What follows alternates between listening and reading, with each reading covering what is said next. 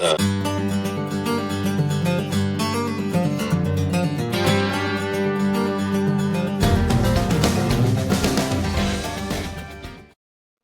to this episode of the Happy People Podcast.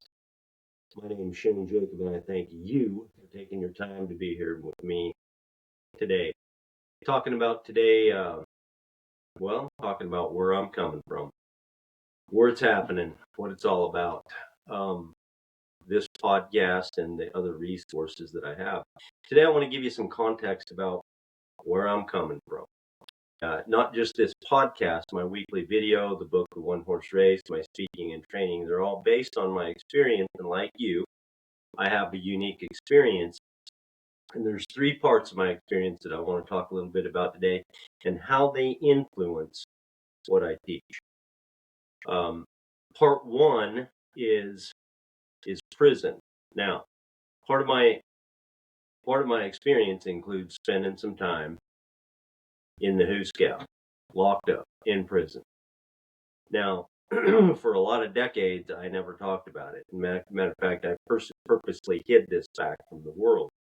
And today I don't hide it because my experience in prison and the decisions that got me there and everything that happened during that period of my life is part of who I am and has helped me create the system to help people avoid, not avoid necessarily prison, but yes, you will avoid prison, but that's not really the purpose. The purpose is those lessons will help you become a better leader, having better experience, in the workplace, a better workplace, less people problems, less people drama, more productivity because people are getting along better, and that begins with ourselves. So, I was in prison, by the way, just so you know, as a consequence of my drinking and driving. And let me just tell you this about being in prison. People don't treat each other as equal in prison, okay? Just so you know, in my experience and my thoughts about how it all went, the people running those institutions and the people working in those institutions, the way that I interpret what was happening, that I believe that they treat the inmates as unequal human beings, as less than, as damaged, as second class, and as deficient, deviant. I mean, poor treatment. That's for sure. I think that they do that on purpose. I don't know. That's just my thoughts. And what was happening to me during that period of time in my life, at the root of why I was drinking, was a poor self-image. That was at the root of what was going on with me, and I didn't know early on in my 20s that I could believe anything that I wanted to about myself. I didn't really know that. I was trying to feel better about myself by drinking more. My drinking ended up, as a result of my drinking, I ended up in prison and caused a lot of pain and suffering to a lot. Then being in prison and all of the harm that I caused other people fed my own negative narrative about myself. I was a convicted felon. The way I was treated, my own thoughts about my own behavior, all that fueled the belief that I was deficient as a human being. Okay. So as in my early 20s, I flat out believed that I was permanently and forever, going to be less than a second class citizen and an insufficient person. And the cycle that followed that, those thoughts, of course, fueled negative feelings. And those negative feelings led to more and more negative actions and more negative behavior. And then the behavior continued to feed the narrative for a long time. And I stayed in this cycle because I was thinking I felt bad. Because I felt bad, I acted bad.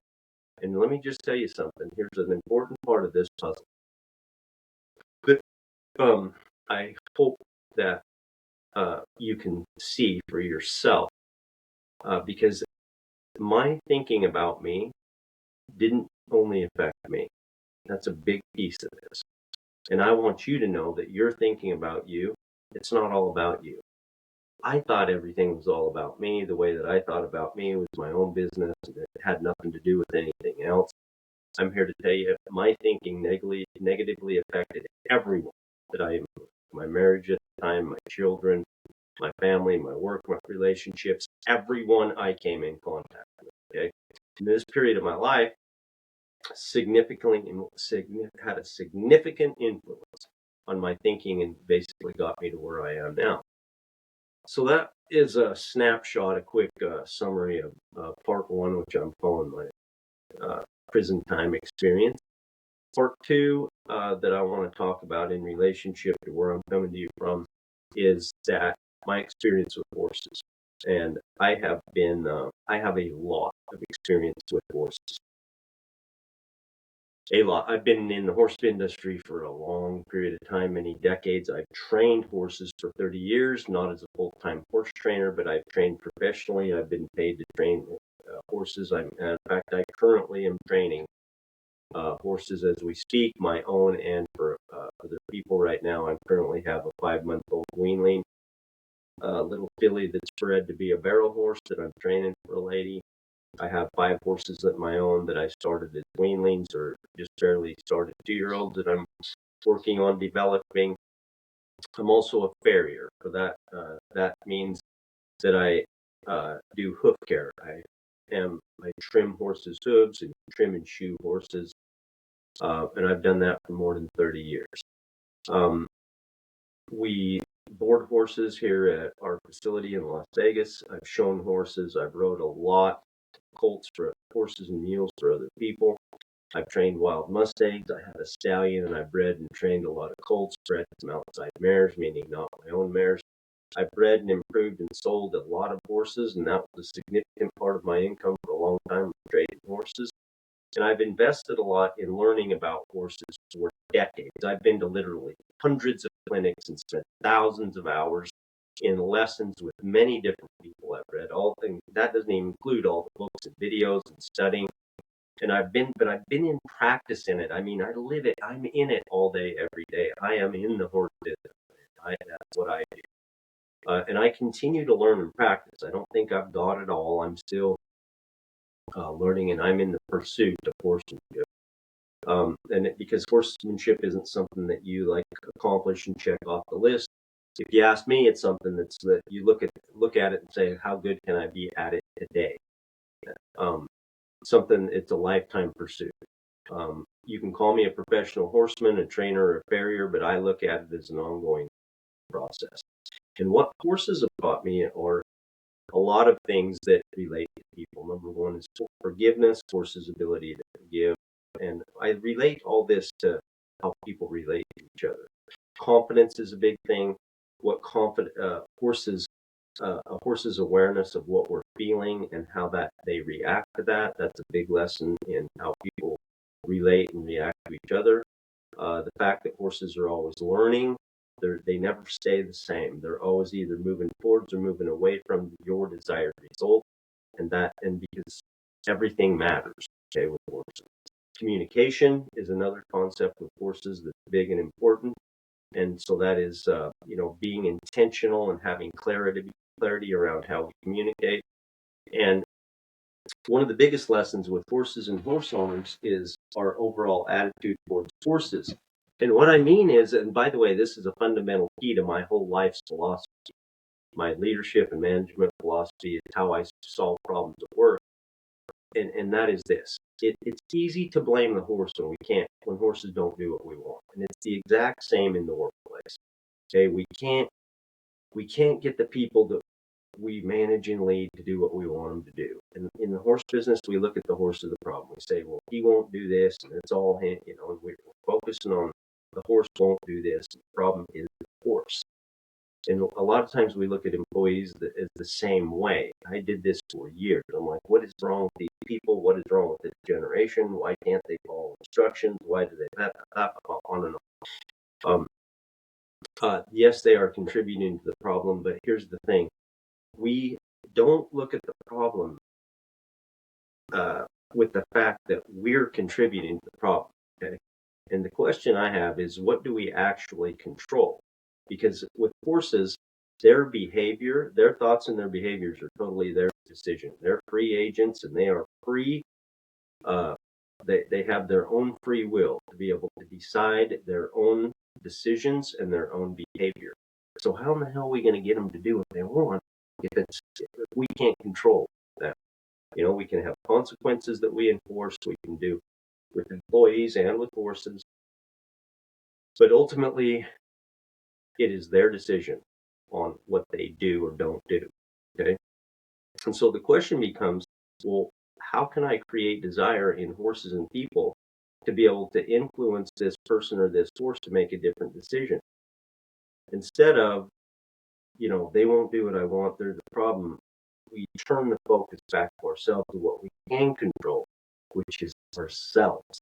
Everything begins here because we can't control other people. What the hell else are we going to do? We have to look here. And if we start looking here to start with, instead of out there to them as the problem, that's the start place. And unless you do this, you're not going to go anywhere and be a great leader ever. The question is what can I do? The driving question is, what can I do in this situation to influence a different decision? And this is one of the biggest concepts, and really the foundational concept that I want to share is looking at ourselves, not blaming ourselves, not looking at ourselves as a method of empowering ourselves and changing the situation, because the key is here. It's not out there. Part 3 of where I'm coming from in my experience in this, and I hope this is interesting to you, and I think it gives you perspective on where I'm coming from, and that is that I've owned my own businesses. Ran my own show. I've been the boss, the leader, and the owner for several decades, over 30 years. I started in business in 1992 in my own business, and for the vast majority of that time, I've had employees since I've started, and within a few months of when I started, we'll say that. And for the vast majority of that time, I have been frustrated with the people who work for me. I've been angry. I couldn't get the people to do what I wanted them to do. And I've had a lot of negative thoughts and frustration wrapped up in this. And I just thought, well, I don't understand this. I don't understand why this isn't working. It's like, what is wrong with these people? And I constantly blamed the people I hired for the negative results that I was getting. But what I wasn't applying during this period of time was what I learned from prison about judgment, from myself and other people, what I learned from horses in creating trust, high trust relationships, how to create trust with people, with horses. I wasn't applying those ideas to my own workplace, to my own company, to my own people, to my own little teams inside of my companies. And, and I learned a lot, a significant amount. One of the best investments in my time and money was becoming a certified life coach from Brooke Castillo's life coach school. And I wasn't applying those lessons, my results, I was angry and frustrated, and people that worked here knew that, and my results got slowly worse. They never got better. But you can't know what you don't know. I was trying everything. I just didn't know what the solution was. I was trying so many things. I was studying, reading books, and doing everything I could do to come up with a solution to get better results for my people. It wasn't horrible. It's just sometimes it was horrible. The turnover was high, and there was and things weren't going well, for so long. I didn't like doing it. Didn't like having employees and running this company because of the results that I was getting. I wasn't happy with them. But you don't know if you don't know what you don't know. You can't know what you don't know. And I don't remember the exact day when I came up with the whole idea of the work system. It was more of It wasn't a lightning blow moment. It was just all of these. It was all of my life experience that I put together over time. What happened? It just happened over time. And as I discovered the pieces that became the work system, and I applied them to myself. I started seeing as I changed, people miraculously, the people around me changed. I don't know what the hell happened, but they all got easier to deal with. They all started caring more about their what they were doing at work. But what really changed, what caused the change, was me changing how I felt, how I thought and felt about me, and then how I felt and thought about the people who worked for me. I changed my thoughts. That's what the key was, and I changed how I interacted with them. And then I got different results, and I get people start miraculously, like I said, people start to do more of what you want them to do. They get engaged more, they participate more, they seem like they care more about the results of the company. Productivity went up, trust went up, and the trust is part of psychological safety. And I want to talk just a little bit about psychological safety and the separation skill. I believe that these changes are based on the psychological safety that people feel. Now, psychological safety, according to me, my definition is that psychological safety is when people trust that they are safe from value judgment in the group, whatever the group is, your team, your company, your family, whatever group it is, that people in this group feel safe from value judgment. What is value judgment? Value judgment means the kind of person you are, your worth, your value as a human being.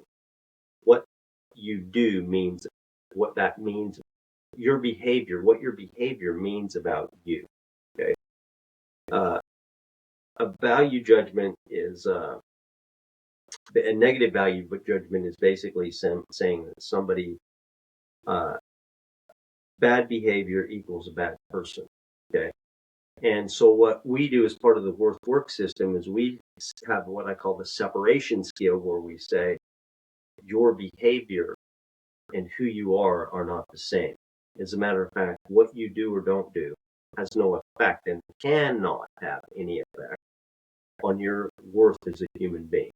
Okay, and we treat people with high regard, regardless of what they do or don't do.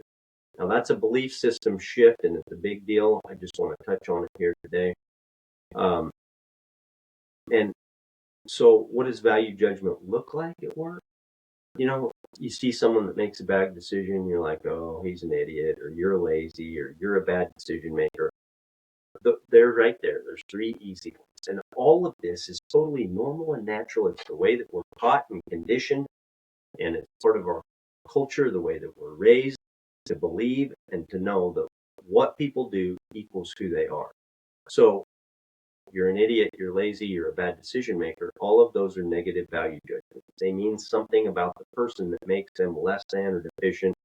And that's always based on what they did, what they do or don't do. And like I said, we're conditioned to think these thoughts. And so what I'm talking about is completely opposite. I mean, it's backwards from normalized thinking. Okay. And because it is such a big fundamental shift in, we know we're going to make mistakes. We normalize that. Sometimes we're going to make negative value judgments. And when we do, we repair, we apologize, we fix it, and we move on. The next one is the, basically, we're going to call it value equality. Okay. So I don't believe that people are equal. In that what we do is not equal. Let me be very clear about it. Our value and our worth as a human being is totally equal, 100% equal, I believe, and I recommend accepting and developing the belief that everyone is equal, that there are no bad people. That's right. No bad people. Even with all the bad things that people do, no bad people. That what people do or don't do has no effect on their value, and that everybody has 100% worth, period, in the story. And we let it, at work and in the workplace and in the cultures that I promote and here at my own company, and what I've learned is that we emphasize human value equality. Okay, not work. Everybody doesn't do everything the same, and we judge the work, but we always protect the person, meaning we protect their value and their worth. Also, in psychological safety, we talk about reducing the power gradient, and meaning I think the power gradient means that they're saying that somebody has more authority than others, and you try to make the authority all equal in the company, which I think is ridiculous. I think what we should be doing in the company is not reducing the power gradient, but reducing and equalizing the value gradient, meaning that we promote the idea and we live and show that everybody in this group is 100% equal, regardless of your position or your responsibility or your authority or your job title or any of it. Regardless of that, we're 100% equal as human beings, as value and worth. And as people believe that they're equal, as we normalize mistakes and some of the things that mistakes and errors and bad decisions, when we normalize that, and we realize that we're all in this together equally, that I'm a leader, but I'm exactly not you. I'm no more valuable. I'm not better. I'm no worse than you. We're all 100% equal in this company. And what that actually is people believe that, as they begin to accept that as true because of how you demonstrate it, that's when the trust shoots up. And if the trust shoots up, that's when people start changing how they behave, and that's the miraculous part. And what it actually looks like is that we always give people respect and regard all the time. Okay, we hold people in high regard, and we give people full respect at all times, regardless of what they do. Period. Or don't do. It doesn't matter.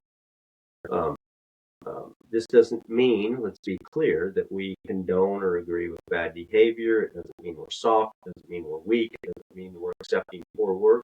We always judge the work. That's why we're there. It's important. What people do matters.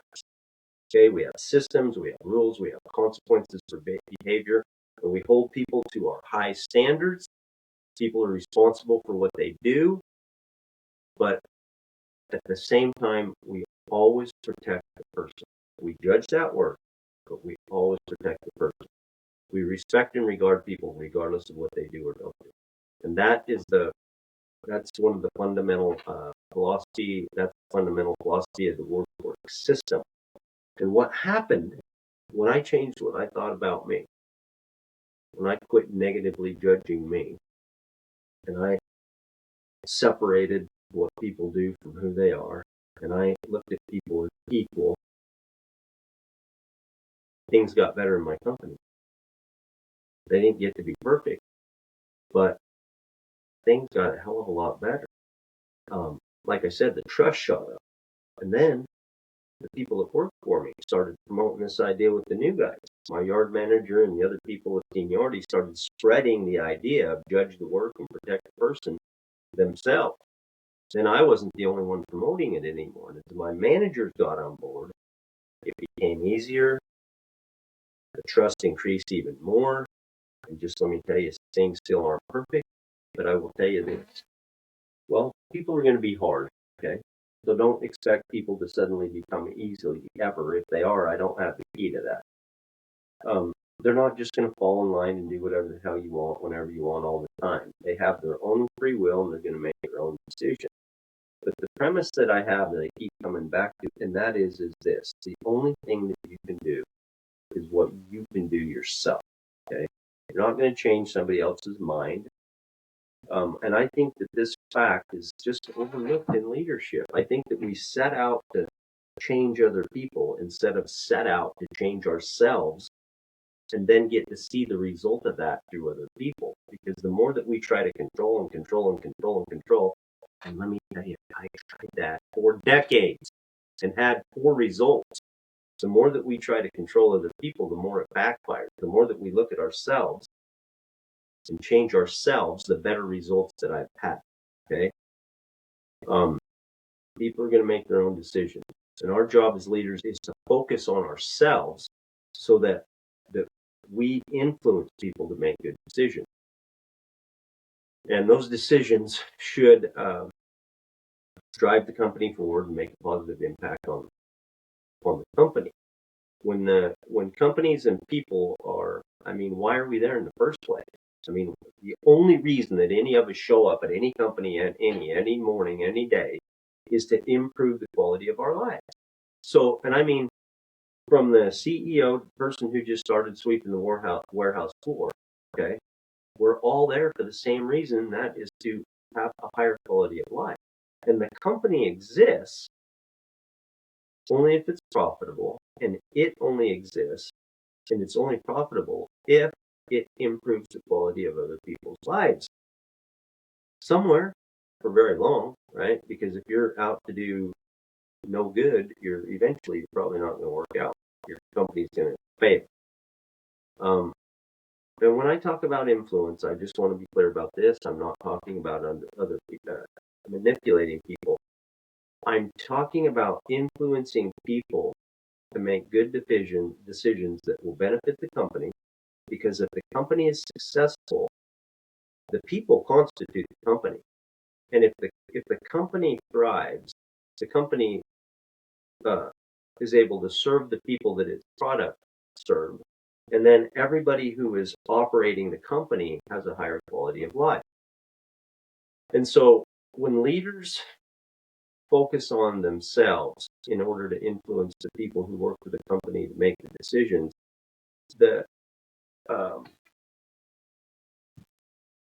as people in the company make better decisions, everyone's life improves. From the people that the company makes the goods and or services for, to everybody who works in the company. And leaders were responsible for the results in the company. So again, here I'm going to bottom line it. How do we improve the results that we're responsible for as leaders? Answer, we look at ourselves and we say, what can I do with me? What can I do with me? We improve ourselves. We change our thinking. Our thinking changes our feelings, and our feelings change how we present to the world. They change how our actions, because we act based on how we feel. And how we relate to ourselves is how we relate to the world. And how we relate to the world influences how other people think and behave. Okay, so what changed with me is that what changed for me is that I don't go to my people, mad at them for being idiots. I learned to always hold my people in high regard. Now, I'm not 100% at it either, but I'm getting pretty good at it. I'm getting better. And when I don't, I repair. I go back, I apologize, I try to make amends, I make a plan for next time. And we always do our best at my company, all of my company. I always protect the person. We judge the work and protect the person. We give them full respect and full regard at all times. I hold them on an equal par with me, and I take judgment of them. I do my best to take judgment of them as a human being out of the equation. Okay, we just judge the work, and we always protect and even love the people. Okay, when people trust that regardless of what they do or don't do, that they'll be safe from value judgment, it changes how they start showing up at work. It changes their behavior, and that's the thing. I mean, Project Aristotle, Google conducted their own research. They called it Project Aristotle in 2016, I think, and they found that psychological safety was the most important factor in high-performing teams. That's what created high performance, was psychological safety. It created lower turnover, substantially higher engagement, which means more participation. People are showing up at increased productivity and performance. And that is what gives the result. It's trust. Okay, it's trusting that we feel safe in this environment. That's not a softball. That's not a weak ball. This is hard decisions. To be able to treat people with equality takes strength. To see everybody as equal is different. This is a fundamental belief change where we don't make what people do mean anything about them. We only judge the work. Um, this is difficult. It takes inner strength. It takes discipline on our part as leaders. First of all, to change how we think about ourselves, and then to look at the world the same way, and then to watch the world reflect our thoughts and our feelings and our reality back to us is really, it's quite amazing to see the results of what happens when trust goes up and people feel that they're safe from value judgment with you. And so this is where the worth work system comes from, and my resources, I'll tell you what they are. I got a bunch of free ones, but this is where the worth work system comes from. Prison, what I learned about judgment and equality in prison, what believing that I was deficient did to my life and all the people around me. Part two was trust. Part two was courses where I learned about so much about trust, about forgiveness, communication, awareness, and about looking at myself in order to get the result that I wanted. And three was in business, of having decades of frustration trying to get people to do what I wanted and failing at trying harder and harder and harder. Okay. And then finally applying the principles that I had learned in my lifetime, in my life experience, to myself, and then seeing a different result in the workplace. Okay. And this is the context that I'm giving you that's behind the work system, where we judge the work and protect the person. The bottom line for if you're a winner is this. Start looking at yourself and changing yourself. The key is within. You have the key. The key is within. You are capable, and you have the answer. It's already there. It's recognizing it. You're not going to change what other people do. What you can do, you can enforce consequences. You can make more rules. You can get angry. You can ratchet up the pressure. You can create harder and harder and more tougher and tougher consequences. But until you change how you relate to the people and that they trust, and that the trust level is high, good the hell luck with getting people to be on your side, to be on your team, to line up with you, to fully participate, to fully be honest and truthful in your company. Okay. In my experience, it's not happening until we start treating people with respect at all times. Which, what I mean by that is always holding people in high regard, common courtesy, kindness, and respect. I want to tell you about what I have available, and that is, of course, this podcast. If you're listening or watching now, podcast, which is a free resource every week. We're up to something like 125. We've been 2 years doing this podcast. It's a tremendous resource for learning how to be an exceptional leader.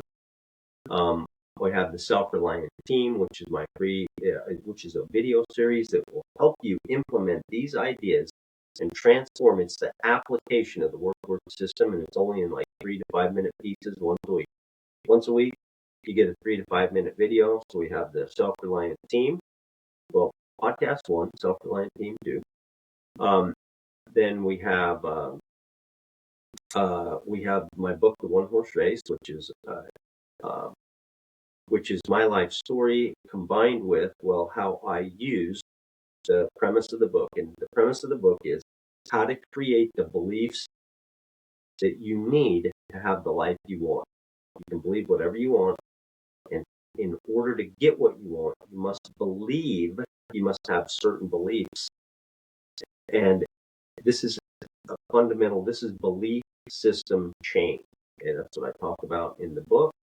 And I use my story as how to defy the odds, because I have in so many ways. I highly recommend The One Horse Race. It's an excellent book. So we have that. I have my keynote, which is I speak. I'm speaking more and more all in different locations all over the place at universities. I'm speaking at UNLV coming up soon, and at companies and associations and organizations. Um, my keynote is called Judge the Work, Protect the Person. I also have leadership training where I work with companies in implementing the work system inside companies, inside leadership teams, and I have different levels of training. One is, as intensive as a 12-month program down to a 2-hour workshop. Also at the onehorserace.com, where the book information is, you can also get a free declaration of significance, which is awesome. You can also get, I also have a free the country code for stable living. And here's the thing. I can help you get where you want to be with a shorter, easier path than doing it on your own. And I know because I've tried so many systems, so many ideas. I've literally read at this point in the hundreds of, not in the tens, I'm in the hundreds of leadership and personal development books. And I've tried a lot of systems and ideas, and I was really trying to do things right and make it happen for so long, trying to win and trying to get ahead and getting more and more frustrated as I went for so long. I can help you avoid so many of the things that happen in business, that happen as a leader. The whole learning curve, I can take it and shorten it so that you can have less frustration. I've just made so many bad decisions over so long that I know what works and what doesn't work. Okay, I know a lot of it. I don't know everything. You don't have to go through the things that I went through. You don't have to have that amount of frustration for so long, and you can begin getting the kind of results that took me decades to get with, fraction of the time, and that's why I do what I do. And let me tell you this, just to close with, that's where I'm coming from. Tons, lots of free resources, paid resources also. You can find out more at shanejacob.com. Check us out on media, on all our media pages. Find me on LinkedIn, Shane Jacob. But I will ask you this, regardless, if you do nothing else, if you don't take advantage of any other thing that I have available after right now, I'm going to ask you to do this one thing, and that is this. If you will remember that regardless of what you do or don't do, and regardless of what has been done to you, nothing, and I mean nothing, can change your perfect value. Your value is non-negotiable. Thanks for being with me. Stay with me.